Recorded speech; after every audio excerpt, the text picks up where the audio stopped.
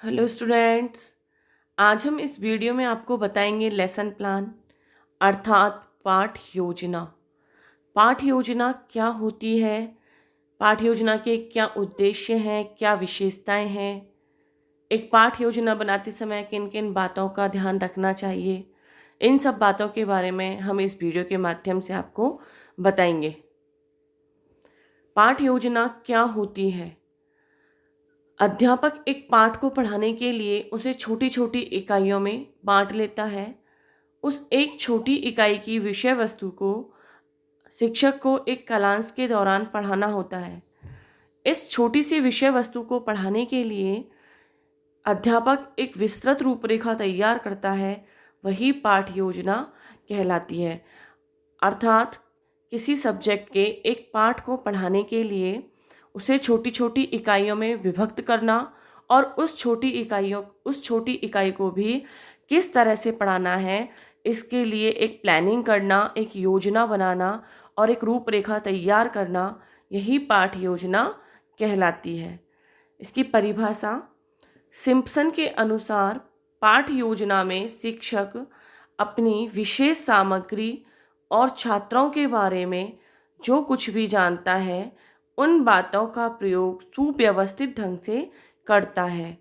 Simpson महोदय ने बताया है कि पाठ योजना में शिक्षक अपनी विशेष सामग्री यानी कि उसे क्या पढ़ाना है और किस तरीके से पढ़ाना है, और छात्रों के बारे में उसके क्या पता है कि छात्र कितना जानते हैं, छात्रों को कितना पूर्व ज्ञान है, छात्र कौन से स्तर से संबंधित हैं। तो इस तरह से छात्रों के बारे में जो कुछ भी जानता है उन सब बातों का प्रयोग करके सुव्यवस्थित ढंग से प्लानिंग करते हुए पाठ योजना बनाता है। पाठ योजना की आवश्यकता क्यों हुई?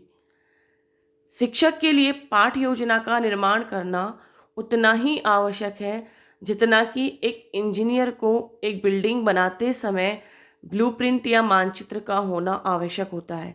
जैसे आज हम किसी भवन का निर्माण मानचित्र या ब्लूप्रिंट के द्वारा करें तो वह बहुत अच्छे से होता है। इसी तरह यदि एक अध्यापक शिक्षण पाठ योजना के द्वारा करवाए तो वह बहुत प्रभावी शिक्षण करवा सकता है। कक्षा में सफल एवं प्रभावी शिक्षण हेतु पाठ योजना अत्यंत आवश्यक है। तो शिक्षण की प्रक्रिया में पाठ योजना की आवश्यकता के निम्न कारण हैं। पाठ योजना में विशिष्ट उद्देश्य लेखन कक्षा शिक्षण को दिशा प्रदान करते हैं। पाठ योजना में क्या होता है, उद्देश्य लिखे जाते हैं कि हम इस पाठ को, इस विषय वस्तु को जब पढ़ा रहे हैं तो छात्र किन उद्देश्यों की प्राप्ति करेंगे और अध्यापक किन उद्देश्यों की प्राप्ति करेंगे। यानी कि अध्यापक छात्रों को क्या सिखाएंगे और फिर छात्र क्या सीखेंगे। तो जब वहाँ उद्देश्य लिखे हुए होते हैं तो उन उद्देश्यों की प्राप्ति के लिए शिक्षण कराया जाता है। तो पाठ योजना में विशिष्ट उद्देश्य लेखन कक्षा शिक्षण को एक अच्छी दिशा प्रदान करते हैं। नेक्स्ट, यह कक्षा नियंत्रण तथा प्रेरणा व्यक्तिगत भिन्नता के आधार पर शिक्षण प्रक्रिया के नियोजन में सहायता प्रदान करती है। पाठ योजना के द्वारा यदि कक्षा शिक्षण करवाया जाता है तो वहाँ पर हम पाठ योजना में सहायक सामग्री का भी यूज करेंगे। सहायक सामग्री का जब यूज करेंगे तो छात्र पाठ में रुचि लेंगे और अपने आप ही कक्षा नियंत्रण हो जाएगा, यानी कि स्वतः ही छात्र अनुशासित हो जाएंगे। और यहाँ पर व्यक्तिगत विभिन्नता के आधार पर भी शिक्षण प्रक्रिया करवाई जा सकती है। यानी कि यदि किसी छात्र को समझ में नहीं आ रहा है तो एक बहुत इजी मेथड से वहाँ पर उसको समझाया भी जा सकता है, क्योंकि वहाँ पर क्या है, पाठ योजना में जिन उद्देश्यों को हमने लिया है उनकी प्राप्ति हमें करनी होती है। नेक्स्ट, इससे बालकों को पूरा ज्ञान होता है जिस पर शिक्षण आधारित होता है और छात्र नवीन ज्ञान का निर्माण करते हैं या अर्जन करते हैं।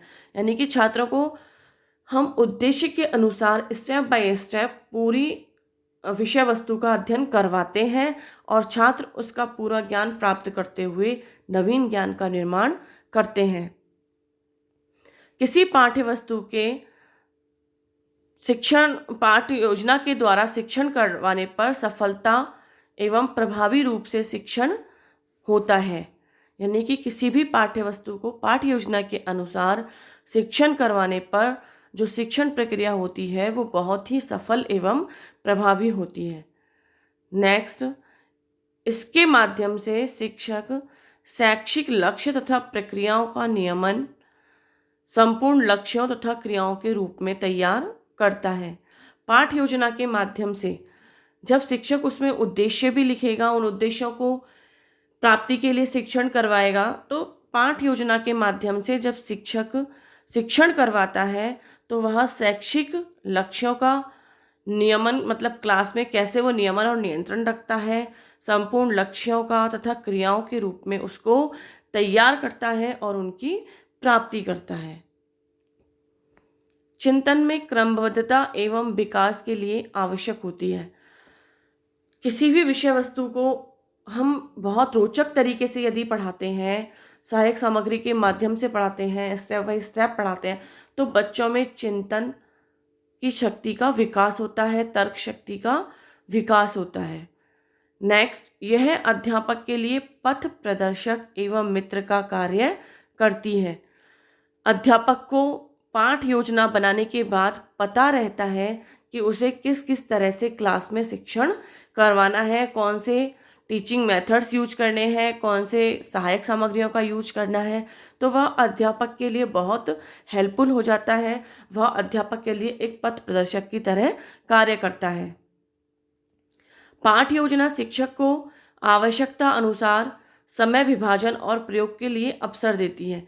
हमने प्लानिंग पहले ही कर ली है, हमें पता है कि हमें कितनी देर के हमारा कालांश है, तो हम उस कालांश के अकॉर्डिंग पहले ही अपने टॉपिक्स को विभाजित कर लेते हैं कि हमें इतनी देर में ये सब टॉपिक का अध्यापन छात्रों को करवाना है। तो पाठ योजना बनाने से शिक्षक को टाइम के अनुसार, समय के अनुसार अपने पाठ को विभक्त करके, अपनी विषय वस्तु को विभक्त करके पढ़ाने का मौका मिलता है, जिससे कि समय विभाजन और प्रयोगों के लिए उसको टाइम मिल जाता है।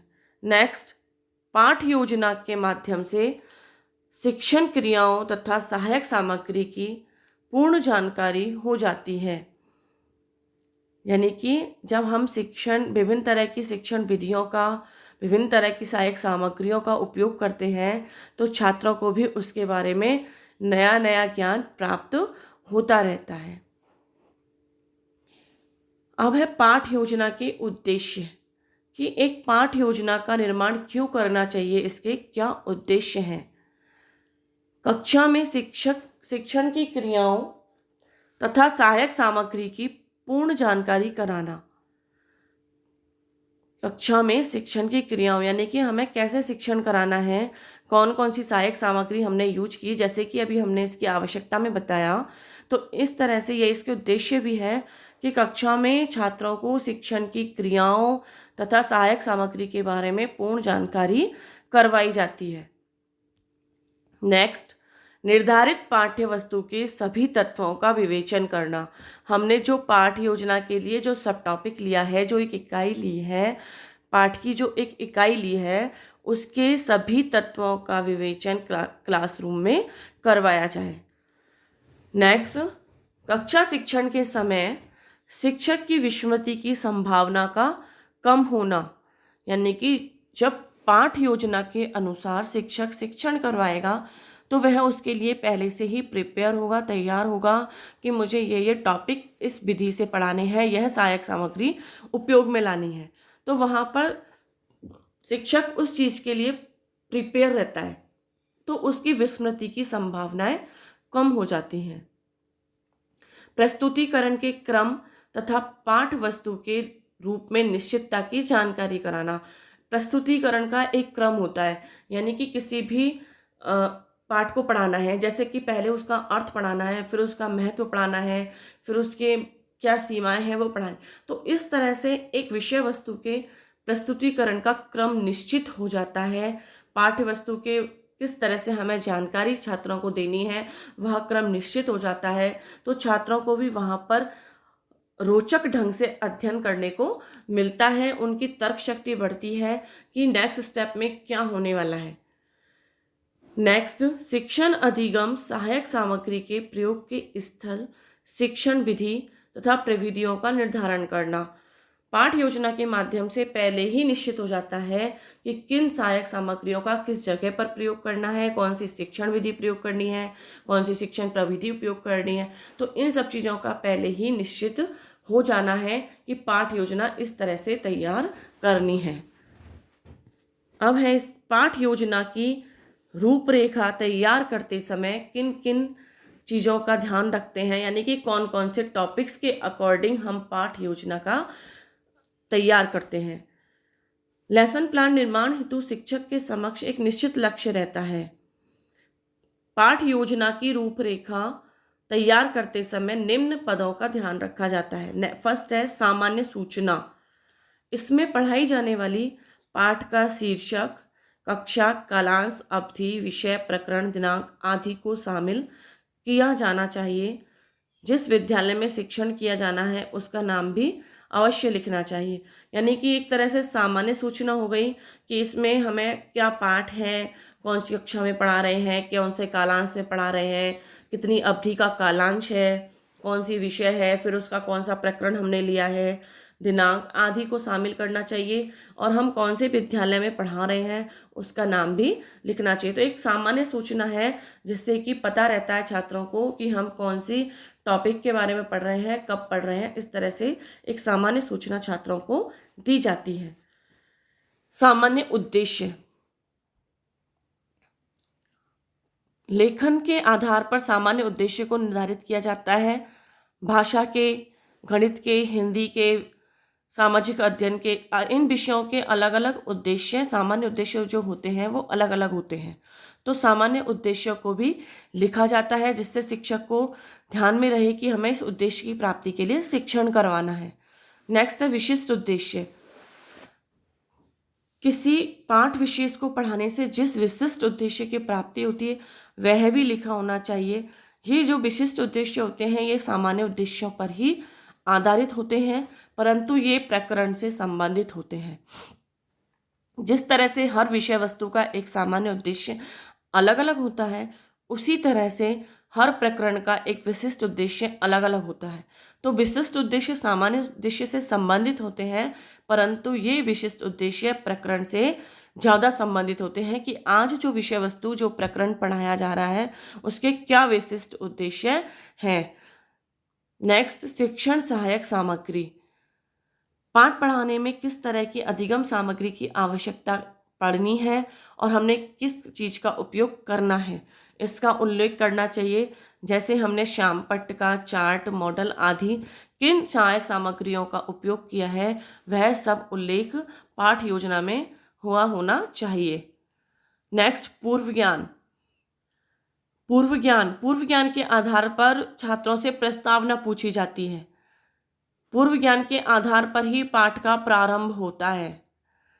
अध्यापक जो होता है वह छात्रों से पूर्व ज्ञान के आधार पर कुछ सवाल पूछता है, कुछ प्रश्न पूछता है और अपने नए ज्ञान की भूमिका बांधना शुरू करता है। यही प्रस्तावना कहलाती है, जो कि इसका नेक्स्ट स्टेप है। तो पूर्व ज्ञान, छात्रों को कितना पूर्व ज्ञान है इसके बारे में अध्यापक को जानकारी होनी चाहिए कि वह उसी लेवल से अपने नई विषय वस्तु का प्रारंभ करे। नेक्स्ट है प्रस्तावना। जो छात्रों को पूर्व ज्ञान है उसके आधार पर शिक्षक कुछ प्रश्न पूछता है और उन प्रश्नों का अंतिम प्रश्न समस्यात्मक होता है और उस समस्यात्मक प्रश्न के माध्यम से ही नए ज्ञान अर्जन का प्रारंभ होता है। यानी कि अपने टॉपिक का प्रारंभ करने के लिए, अपने विषय का प्रारंभ करने के लिए अध्यापक छात्रों से कुछ प्रश्न पूछता है जो कि उनके पूर्व ज्ञान पर आधारित होते हैं और इन प्रश्नों का अंतिम प्रश्न समस्यात्मक होता है जिसके माध्यम से नवीन ज्ञान की शुरुआत होती है कि छात्रों को अब नया क्या सिखाना है। नेक्स्ट, प्रस्तुतिकरण। लेसन प्लान के इस भाग में छात्रों के सम्मुख नवीन ज्ञान प्रस्तुत किया जाता है। इसके लिए 2 भागों में इस प्रस्तुतिकरण को बांटा जाता है। एक भाग में अध्ययन स्थितियां और दूसरे भाग में अध्ययन बिंदु लिखते हैं। यानी कि जो प्रस्तुतिकरण है उसमें उसके दो पार्ट कहे जाते हैं। एक पार्ट में अध्ययन स्थितियाँ की किन स्थितियों में अध्ययन किया जा रहा है, कि छात्र बोल रहे हैं या छात्र बोल रहे हैं या अध्यापक बोल रहा है या सहायक सामग्री का प्रयोग किया जा रहा है, तो अर्थात कौन सी अध्ययन की स्थितियाँ वहाँ पर हैं। दूसरे में अध्ययन बिंदु लिखते हैं कि अध्यापक किस विषय के बारे में छात्रों को बता रहा है। तो शिक्षक विभिन्न शिक्षण पद्धतियों, विभिन्न प्रविधियों, श्रव्य दृश्य साधनों का प्रयोग करते हुए प्रस्तुतिकरण छात्रों के समक्ष प्रस्तुत करता है और इसमें एक, दो या तीन सोपानों में प्रस्तुत किया जाता है। यानी कि दो या तीन सब टॉपिक्स में अपने टॉपिक को विभक्त करके प्रस्तुतिकरण अध्यापक के द्वारा किया जाता है। नेक्स्ट, बोध प्रश्न। शिक्षक पढ़ाए गए पाठ में से प्रश्न पूछता है, वही बोध प्रश्न कहलाते हैं। यानी कि शिक्षक जो ज्ञान दिया है उसमें से बोध प्रश्न जो पूछता है, यानी कि वो ज्ञान करवा दिया तो छात्र को कितना ज्ञान हुआ, इस चीज का बोध करने के लिए छात्रों से प्रश्न पूछता है, वही बोध प्रश्न कहलाते हैं। नेक्स्ट है श्याम पट्ट कार्य। शिक्षक द्वारा पढ़ाए गए पाठ में से वह प्रयोग आदि के आधार पर निष्कर्ष निकलवाता है। अध्यापक को ऐसा प्रयास करना चाहिए कि बालक स्वयं ही निष्कर्ष निकाले। वह अध्यापक उस अपने जो उसने पढ़ाया है उसमें जो विषय वस्तु ऐसी है कि उसे छात्रों को लिखवाना है, तो वह उसका श्याम पट्ट पर उसको लिखता है और छात्र उसको अपनी कॉपी में नकल करते हैं। तब शिक्षक कक्षा का निरीक्षण करता है कि छात्र उसको सही ढंग से कर पा रहे हैं या नहीं कर पा रहे हैं। तो श्याम पट्ट पर कार्य करते समय हमें ध्यान रखना चाहिए कि हमें हमारी जो लिखावट है वो इस तरह से होनी चाहिए कि वह कक्षा में प्रत्येक छात्र को दिखे, जिससे उन्हें कार्य करने में आसानी हो, उन्हें कोई सी कठिनाई का अनुभव ना हो। नेक्स्ट, मूल्यांकन। अध्यापक अपने पढ़ाए गए पाठ में से कुछ प्रश्न ऐसे भी पूछता है जिससे उसे यह ज्ञात हो जाता है कि बालकों ने नवीन ज्ञान को कहाँ तक अर्जित किया है। यानी कि वह एक तरह से अपने पढ़ाए गए पाठ की परीक्षा लेता है, जांच करता है कि छात्रों ने उस पाठ को अच्छे ढंग से सीखा है या नहीं सीखा है। उसने जिन उद्देश्यों की प्राप्ति के लिए छात्रों को अध्यापन करवाया था उनकी प्राप्ति उसने किस हद तक कर ली है। तो वह मूल्यांकन प्रश्नों के आधार पर यह जान जाता है कि छात्रों ने नवीन ज्ञान को कहाँ तक अर्जित किया है। नेक्स्ट, गृह कार्य। पाठ के अंत में बालक को पाठ से संबंधित कुछ कार्य घर के लिए भी दिया जाता है और इसकी जांच अगले दिन की जाती है, जिससे छात्र कक्षा में अर्जित ज्ञान का प्रयोग करना सीखते हैं। यानी कि छात्रों ने कक्षा में क्या ज्ञान अर्जित किया है, इसके आधार पर कुछ प्रश्न छात्रों को घर पर करने के लिए दिए जाते हैं, वही गृह कार्य होता है। तो इन सब बातों का ध्यान रखते हुए पाठ योजना का निर्माण किया जाता है और पाठ योजना से शिक्षण कार्य कराने पर जो अध्यापन है, जो शिक्षण है, वह बहुत ही प्रभावी और रुचिकर ढंग से संपन्न होता है। अब हम जानेंगे कि पाठ योजना बनाते समय किन किन बातों का ध्यान एक अध्यापक को रखना चाहिए, जिससे कि उसकी पाठ योजना एक प्रभावी पाठ योजना बन सके। विद्यार्थियों की शारीरिक, मानसिक योग्यताओं व क्षमताओं के अनुसार ही पाठ योजना का निर्माण अध्यापक को करना चाहिए। नेक्स्ट, पाठ योजना निर्माण में आवश्यकता अनुसार परिवर्तन भी किया जा सकना चाहिए। यानी कि यदि किन्हीं परिस्थितियों में कुछ थोड़ा बहुत परिवर्तन करना आवश्यक है तो इतनी फ्लेक्सिबिलिटी टीचर को रखनी चाहिए कि यदि यहाँ पर परिवर्तन करना पड़े तो परिवर्तन संभव हो सके, क्योंकि हम अपनी सोच के आधार पर परिस्थितियों का निर्माण करते हैं और उस आधार पर पाठ योजना का निर्माण करते हैं, लेकिन कक्ष में क्या परिस्थिति होने वाली है यह तो वहीं जाकर पता चलता है। तो थोड़ी सी फ्लेक्सिबिलिटी होनी चाहिए कि कक्ष की परिस्थितियों के अनुसार उसमें परिवर्तन किया जा सके। पाठ योजना बनाने से पहले विषय का गहन ज्ञान होना चाहिए कि हम किस टॉपिक पर पढ़ाने वाले हैं और उसके लिए किस सहायक सामग्री की, किस शिक्षण विधि की हमें आवश्यकता होगी। तो उस विषय वस्तु के बारे में अध्यापक को पहले से ही ज्ञान प्राप्त होना चाहिए। पाठ योजना बनाते समय क्लास लेवल के अकॉर्डिंग ही उसकी प्लानिंग की जानी चाहिए। प्रकरण को एक या अधिक सोपानों में विभक्त कर लेना चाहिए और छोटे छोटे भागों में विभक्त करके छात्रों को शिक्षण करवाना चाहिए। उन प्रकरण के उन सोपानों के शिक्षण के लिए उचित शिक्षण विधि का, उचित प्रविधि का उपयोग करना चाहिए, चयन करना चाहिए, उपयोग करना चाहिए, सहायक सामग्री का उपयोग करना चाहिए। अच्छी पाठ योजना बनाने के लिए शिक्षक को अपने विषय की गहन जानकारी होनी चाहिए कि उसे क्या पढ़ाना है और उसके विषय वस्तु के बारे में उसको पूर्ण ज्ञान होना चाहिए। पाठ योजना में उद्देश्यों को सावधानी पूर्वक स्पष्ट रूप से लिखना चाहिए। पाठ योजना में यदि उद्देश्य स्पष्ट लिखे हुए हैं, सावधानी पूर्वक लिखे हुए हैं, तो अध्यापक को ध्यान में रहता है कि उसे किन उद्देश्यों की प्राप्ति के लिए शिक्षण करवाना है। उसे शिक्षण करवाते समय किन किन उद्देश्यों की प्राप्ति करनी है, तो वह उसी के अनुसार अपनी पाठ योजना का शिक्षण कक्षा में करवाता है। पाठ योजना का निर्माण करते समय शिक्षक को समय का पूरा ध्यान रखना चाहिए कि एक कालांश की अवधि कितनी है, उसी में ही उसको अपने टॉपिक को समाप्त करना है। शिक्षण सिद्धांतों, शिक्षण सूत्रों, शिक्षण विधियों का पूरा ज्ञान होना चाहिए अध्यापक को, तभी वह उनका अच्छे से उपयोग कर पाएगा। पाठ योजना के मतलब पाठ को पढ़ाने के लिए आवश्यक सामग्री क्या है और इसका प्रयोग अध्यापक को पहले से ही सुनिश्चित कर लेना चाहिए कि हमें इन विधियों का, इन सामग्रियों का प्रयोग करना है, तो वह इस तरह से करना है। तो उसके बारे में जानकारी, उसका निर्धारण और उसके प्रयोग को पहले से ही अध्यापक को सुनिश्चित कर लेना चाहिए। विद्यार्थियों के पूर्व ज्ञान की जानकारी शिक्षकों को होनी चाहिए, यानी कि छात्रों को कितना पूर्व ज्ञान है उसी के आधार पर छात्रों को नवीन ज्ञान दिया जाना चाहिए। तो ये थे पाठ योजना बनाते समय ध्यान में रखने योग्य बातें। इन बातों को ध्यान में रखकर यदि पाठ योजना का निर्माण किया जाए तो पाठ योजना बहुत ही प्रभावी होती है और इसके माध्यम से अध्यापक अपने छात्रों को भी बहुत प्रभावी शिक्षण करवा सकते हैं।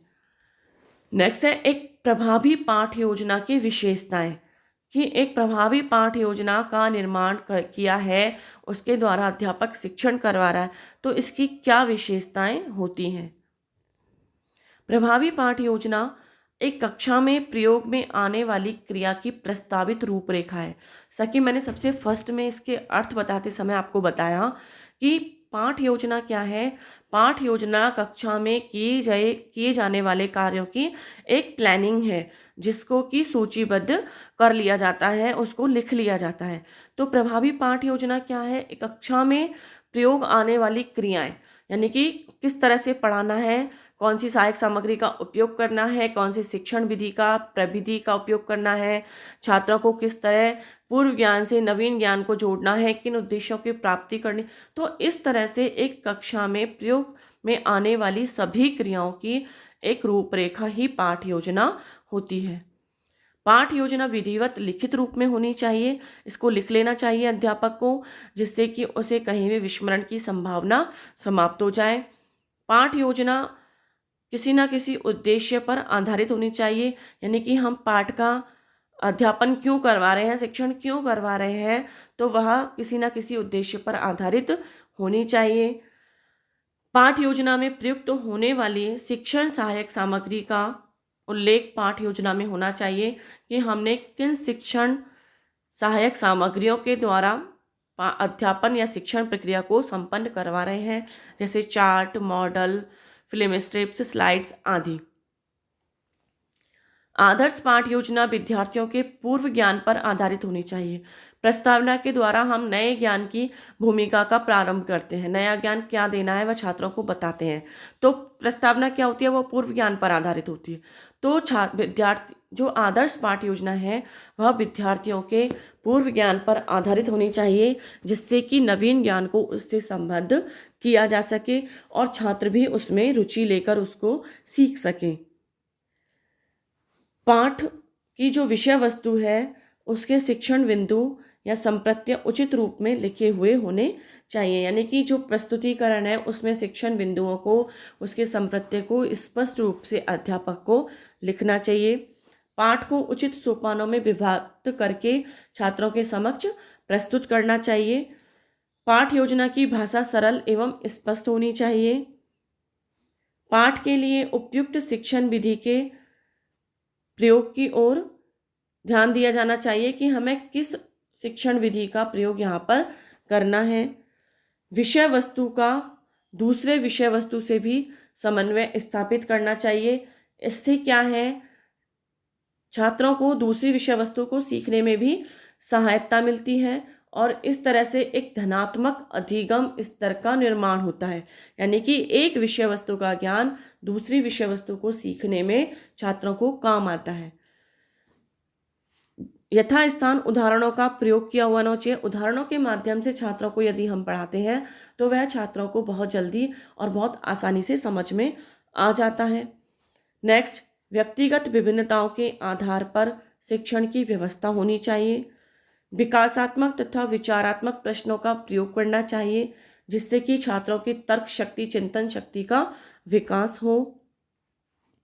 श्यामपट्ट सारांश पाठ के विकास के साथ साथ ही प्रयोग में लाना चाहिए, यानी कि जैसे जैसे हम अपने शिक्षण बिंदुओं को पढ़ा रहे हैं तो उस पर जो हमें श्यामपट्ट पर कार्य करना है उसको भी साथ के साथ करना चाहिए, जिससे छात्रों को उस विषय के बारे में ज्ञान पूरी तरह से प्राप्त हो जाए। पाठ की अवधि, कक्षा का स्तर, जो उसकी सामान्य सूचना है, जैसा कि मैंने पहले बताया कि पाठ योजना को ध्यान में बनाते समय किन बातों का ध्यान रखना है, उसमें था सामान्य सूचना। तो पाठ योजना बनाते समय उसकी अवधि, कक्षा, प्रकरण, विषय वस्तु, सामान्य सूचनाओं का उल्लेख पाठ योजना में अवश्य अध्यापक को करना चाहिए। गृह कार्य की व्यवस्था भी अध्यापक को करनी चाहिए। गृह कार्य से क्या है, छात्र उन प्रश्नों में अपने सीखे हुए ज्ञान को प्रयोग में लाते हैं, तो इससे छात्रों को भी उस ज्ञान को मतलब अधिगम उसका स्थायी हो जाता है और अध्यापक को भी पता रहता है कि उसने जो शिक्षण करवाया है वह कहाँ तक छात्रों ने ग्रहण किया है, कहाँ तक छात्रों ने उसको सीखा है। तो इस वीडियो के माध्यम से हमने पाठ योजना के बारे में डिस्कस किया। पाठ योजना के उद्देश्य, उसकी विशेषताओं के बारे में हमने जाना। होपफुली आपको समझ में आया होगा। Thank you so much.